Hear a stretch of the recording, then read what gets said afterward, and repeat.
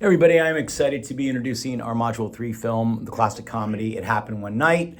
This is going to tie in with our discussion on the Hays Code and the time in Hollywood between 1934 and 1966 when they censored messages in films. There was a lot of morality issues due to pressure with religious groups to not send the wrong messages to audiences. So during this time, sexuality could not be portrayed in an open manner. Thus, we see older movies, people are sleeping in twin beds. They're not having sexual activity. Crime doesn't pay. If you are a criminal, you're going to be punished at the end of the film. We're not going to see a movie where we like it that the criminal gets away with it at the end.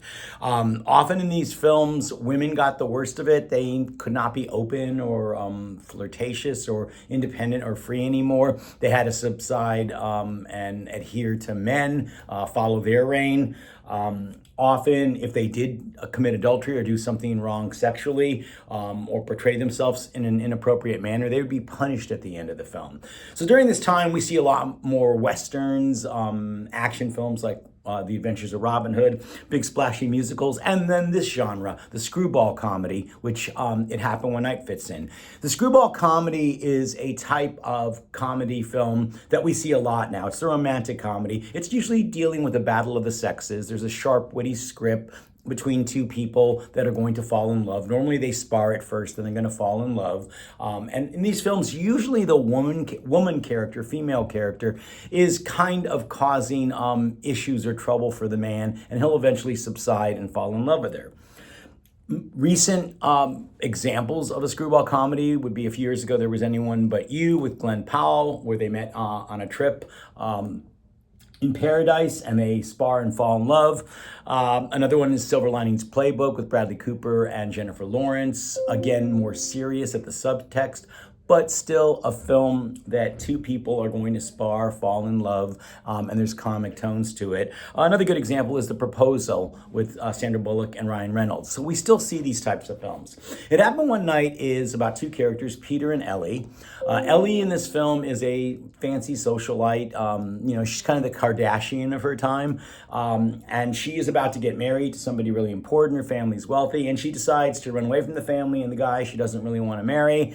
And this gets the eye of a famous reporter played by Clark Gable.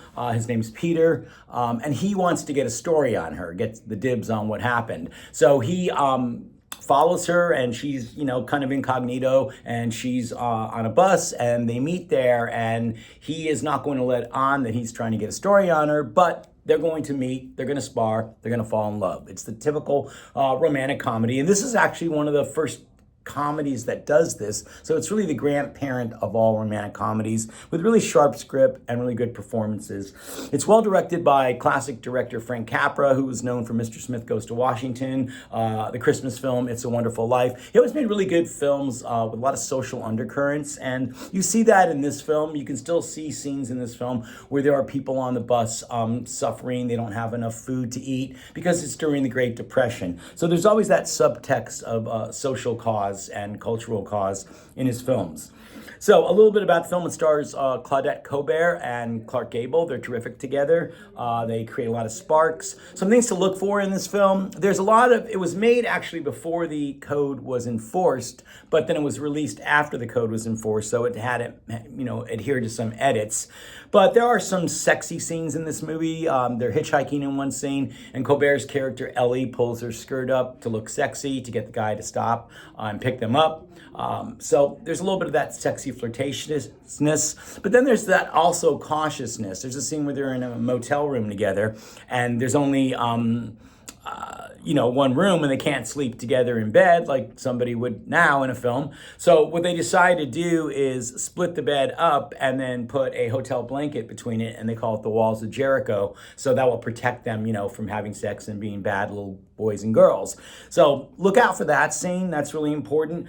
Trivia about this film. A really cool thing is it's the first film that came out in 1934 to win all the top Oscar awards. It won Best Picture, Best Actress, Best Actor, Best Director for Frank Capra, and Best Original Screenplay.